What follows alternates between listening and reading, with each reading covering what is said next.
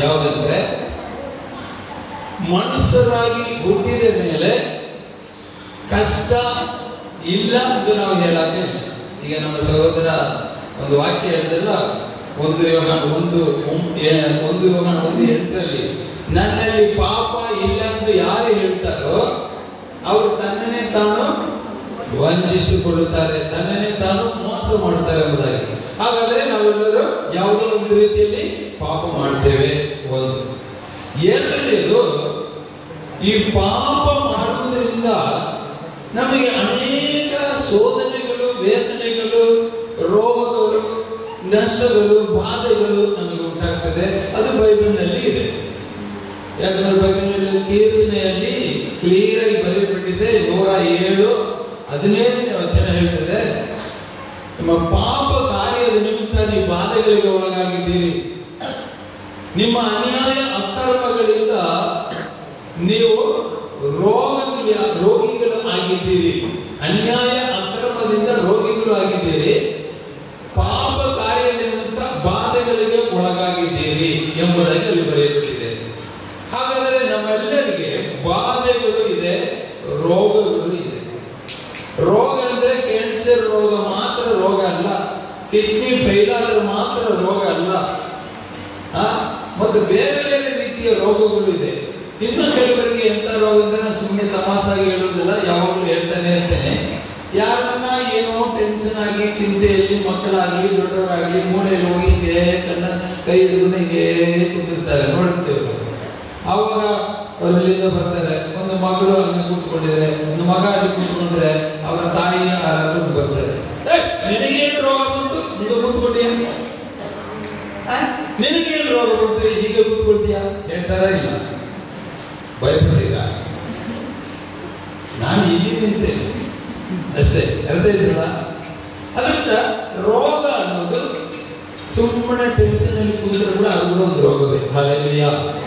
ಆ ದೇವರು ಹೇಳ್ತಾರೆ, ನಿಮ್ಮ ರೋಗಗಳನ್ನು ಗುಣಪಡಿಸುವುದಕ್ಕಾಗಿ, ನಿಮ್ಮ ಪಾಪಗಳನ್ನು ಕ್ಷಮಿಸುವುದಕ್ಕಾಗಿ ನಾನೇ ನಿಮ್ಮ ಮಧ್ಯದಲ್ಲಿ ಇಳಿದು ಬಂದಿದ್ದೇನೆ. ನಾವೆಲ್ಲರೂ ಪಾಪಿಗಳು. ನಮ್ಮ ಪಾಪಗಳನ್ನು ತೊಳೆದು ಶುದ್ಧೀಕರಿಸಿ ತನ್ನ ಮಕ್ಕಳನ್ನಾಗಿ ಮಾರ್ಪಡಿಸಿ ನಮ್ಮ ಮನದ ಆಸೆಗಳನ್ನು ಈಡೇರಿಸಿ ಸತ್ತ ಮೇಲೆ ಸ್ವರ್ಗದಲ್ಲಿ ನಿತ್ಯ ವಿಶ್ರಾಂತಿಯನ್ನು ಕೊಡಬೇಕೆಂಬುದೇ ದೇವರ ಉದ್ದೇಶ. ಈ ಚಿಕ್ಕವರಲ್ಲಿ ಒಬ್ಬರು ಕೂಡ ಕೆಟ್ಟು ನಾಶವಾಗುವುದು ತಂದೆಯ ದೇವರಿಗೆ ಇಷ್ಟ ಇಲ್ಲ.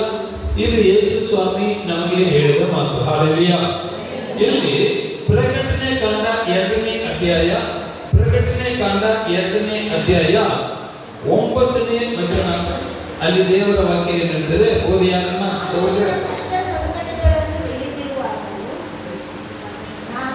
ನಾನು ಇಲ್ಲಿ ಗಮನಿಸಿರಿ, ನಮ್ಮ ಮನಸ್ಸಿಗೆ ಹೆಚ್ಚಾಗಿ ಕೆಲವೊಮ್ಮೆ ಏನ್ ಮಾಡ್ತಿದ್ರೆ, ನಮ್ಮ ಕಷ್ಟ ನಷ್ಟ ದೇವರಿಗೆ ಗೊತ್ತಾ, ನಮಗೆ ಇರೋ ಕಷ್ಟ ನಷ್ಟ ದೇವರಿಗೆ ಗೊತ್ತಾ, ನಾ ಇಷ್ಟು ಪ್ರಾರ್ಥನೆ ಮಾಡಿದ್ರೆ ನಮಗೆ ಇನ್ನೂ ಉತ್ತರ ಸಿಕ್ಕಲಿಲ್ಲಲ್ಲ ಎಂದು ನಾವು ನೆನೆಸಬಹುದು. ಆದ್ರೆ ದೇವರು ಹೇಳ್ತಾರೆ, ನಿಮ್ಮ ಕಷ್ಟ ನಷ್ಟ ನನಗೆ ಗೊತ್ತು. ಈಗ ಮಕ್ಕಳು ಇನ್ನೂ ನಮಗೆ ಟಿಫನ್ ಮಾಡಿ ಕೊಟ್ಟಿಲ್ಲ, ನಮ್ಮ ಅಮ್ಮ ಇನ್ನೂ ನನಗೆ ಕಾಫಿ ಮಾಡಿ ಕೊಟ್ಟಿಲ್ಲ ಅಂತ ಹೇಳಿ ಮಕ್ಕಳು ನೆನೆಸ್ಕೊಂಡಿರುವಾಗಲೇ ಆ ತಾಯಿ ಏನ್ ಮಾಡ್ತಾರೆ, ಟಿಫಿನ್ ಕಾಫಿ ತಂದು ಕೊಡ್ತಾ ಇರ್ತಾರೆ. ಯಾಕಂದ್ರೆ ಮಕ್ಕಳಿಗೆ ಯಾವಾಗ ಟಿಫಿನ್ ಬೇಕು, ಯಾವಾಗ ಕಾಫಿ ಬೇಕು, ಯಾವಾಗ ಜ್ಯೂಸ್ ಬೇಕು, ಯಾವಾಗ ಹಣ್ಣು ಬೇಕು, ಯಾವಾಗ ಏನು ಬೇಕು ಆ ತಾಯಿಗೆ ಚೆನ್ನಾಗಿ ಗೊತ್ತು. ಅವ್ರು ಕೊಡ್ಲಿಕ್ಕೆ ಮುಂಚೆ ಮಕ್ಕಳು ಇನ್ನೂ ಮಾಡಿಲ್ಲ ಅಂದ್ರೆ ಅದು ತಪ್ಪು. ಅಮ್ಮ ಅದ್ರ ಮೇಲೆ ಪಾತ್ರೆ ಕೊಡುವುದು ಕೊಡ್ತಾರೆ, ವೇಟ್ ಮಾಡಬೇಕು. ದೇವರು ಹೇಳ್ತಾರೆ, ನೀವು ಅವಸರ ಪಟ್ಟು ನನ್ನ ಮೇಲೆ ತಪ್ಪು ಹೊರಿಸೋದು ಬೇಡ. ದೇವರಿಗೆ ಕಣ್ಣಿಲ್ವಾ? ಕೆಲವರು ಹೇಳ್ತಾರೆ, ಇವರು ಕೇಳಿದ್ರೆ ಸಿಕ್ಕಿಲ್ಲ ಅಂತ ಇಟ್ಕೊಳ್ಳಿ, ದೇವರು ಬೈತಾರೆ. ದೇವರಿಗೆ ಕಣ್ಣಿಲ್ಲ, ದೇವರಿಗೆ ಕಿವಿ ಇಲ್ಲ, ಅವರಿಗೆ ಮನಸ್ಸು ಇಲ್ಲ, ಅವರು ಎಲ್ಲರನ್ನ ಆಶೀರ್ವಿಸ್ತಾರೆ.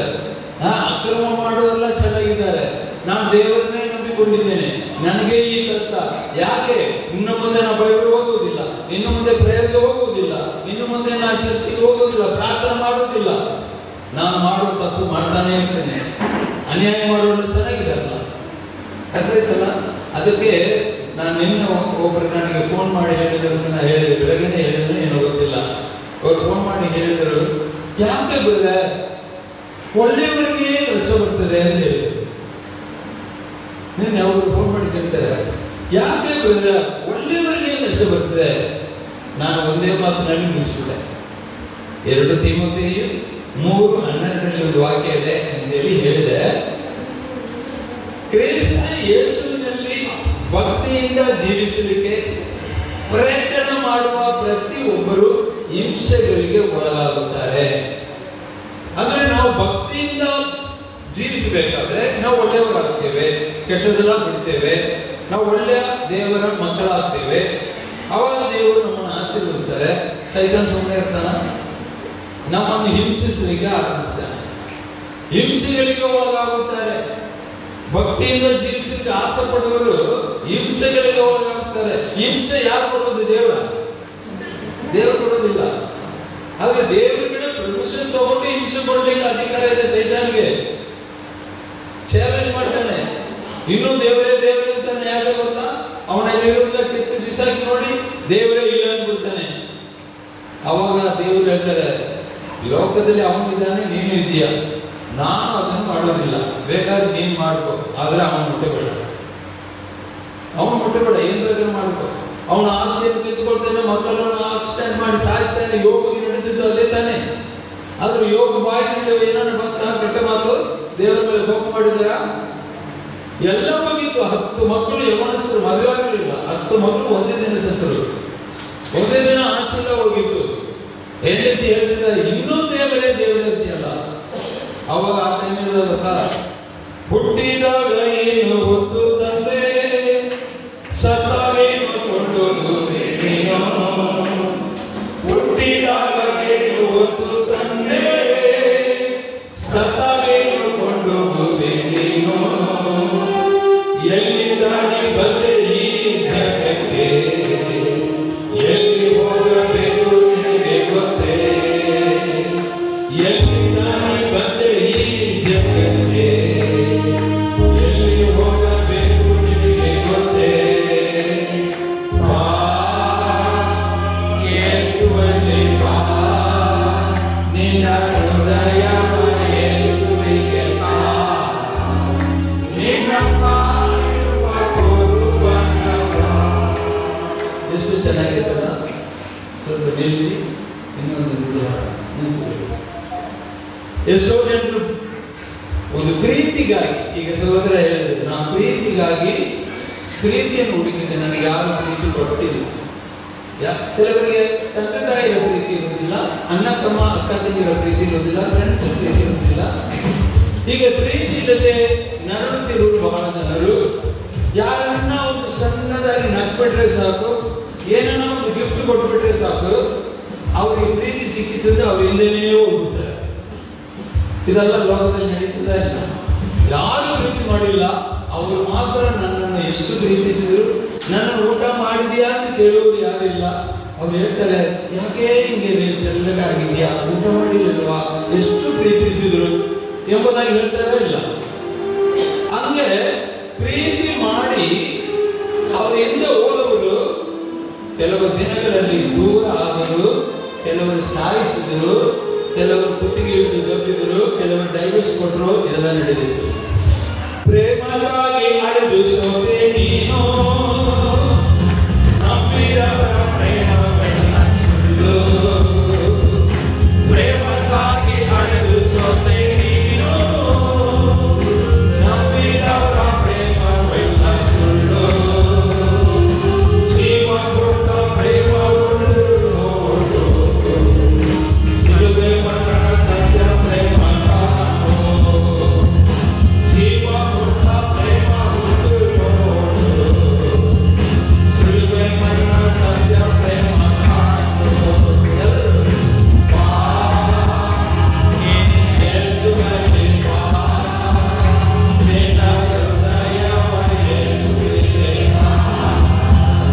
ನಿನ್ನ ಕಾಯುವ ಕುರುಬನ ಬಾ, ನಿನ್ನ ಕಾಯುವ ಕುರುಬನ ಬಾ. ಪ್ರೇಮಕ್ಕಾಗಿ ಅಳೆದು ಸೋತೆ. ಬಹಳ ಜನರಿಗೆ ಪ್ರೀತಿಗಾಗಿ ಪ್ರೇಮಕ್ಕಾಗಿ ಅಳೆದು ಸೋತು ಹೋಗಿದ್ದಾರೆ. ಆದರೆ ನಮಗೆ ಒಂದು ಪ್ರೇಮ ಕೊಡುವರು, ಅವರು ನಮ್ಮನ್ನು ಪ್ರೀತಿಸಿದವರು ಒಬ್ಬರಿದ್ದಾರೆ. ಪ್ರೇಮಕ್ಕಾಗಿ ಅಳಗಿಸುತ್ತೆ ನೀನು. ಆದರೂ ಈ ಪ್ರೇಮ ಸುಳ್ಳು, ಪ್ರೀತಿ ಎಲ್ಲ ಸುಳ್ಳು. ಅದು ಜೀವ ಕೊಟ್ಟ ಪ್ರೇಮವಾಯ್ತಲ್ಲ, ನಮಗಾಗಿ ಪ್ರಾಣ ಕೊಟ್ಟ ಪ್ರೀತಿ ಐತಲ್ಲ ಯೇಸು, ಅವರನ್ನು ಕಾಣು. ಎಲ್ಲಿಂದ ನೀ ಬಂದೆ ಈ ಲೋಕಕ್ಕೆ? ಬೈಬಲ್ ಹೇಳ್ತದೆ, ಈ ಲೋಕ ಸೃಷ್ಟಿ ಆಗಲಿಕ್ಕೆ ಮುಂಚೆ ದೇವರು ನಮ್ಮನ್ನು ಸೃಷ್ಟಿ ಮಾಡಿದರಂತೆ. ಈಗ ನೋಡಿ, ಪವರ್ಫುಲ್ ಲೈಟ್ ಹೊಡೆದ್ರೆ ಅದರಲ್ಲಿ ಕಾಣ್ತದೆ ಏನು? ಧೂಳು ಅಲ್ಲ, ಫುಲ್ ಲೈಟ್. ಇಲ್ಲೆಲ್ಲ ಧೂಳು ಇರ್ತವೆ, ನಮಗೆ ಕಾಣುದಿಲ್ಲ. ಫುಲ್ ಟಾಪ್ ಲೈಟ್ ಹೊಡೆದು ನೋಡ್ರಿ, ಅದರಲ್ಲಿ ಕಾಣ್ತದೆ ಧೂಳು. ನಾವು ಕೂಡ ದೇವರು ನಮ್ಮನ್ನು ಸೃಷ್ಟಿ ಮಾಡಿ ಈ ಧೂಳಿನಂತೆ ದೇವರು ಇಟ್ಟರು. ಯಾವ ದೇಶದಲ್ಲಿ ಯಾವ ತಂದೆ ತಾಯಿ ಮೂಲಕ ಈ ಲೋಕಕ್ಕೆ ಮನುಷ್ಯರಾಗಿ ಹುಟ್ಟಿ ಬರಬೇಕೋ ಆ ದಿನಗಳಲ್ಲಿ ದೇವರು ನಮ್ಮನ್ನು ಈ ಲೋಕಕ್ಕೆ ಕಳಿಸಿದ್ದಾರೆ. ಅಲ್ಲಿಂದ ನಾವು ಬಂದೇವೆ. ಅದು ನಮ್ಗೆ ಗೊತ್ತಿಲ್ಲ. ಹುಟ್ಟಿದಾಗ ಏನು ಗೊತ್ತಿರ್ತದೆ? ಏನನ್ನ ತಂದೇವ ಇಲ್ಲ ಸತ್ತಾಗ ಏನ ತಗೊಂಡು ಹೋಗ್ತೀವ? ಏನೂ ಇಲ್ಲ. ಹಲ್ಲೆಲೂಯಾ. ಮತ್ತು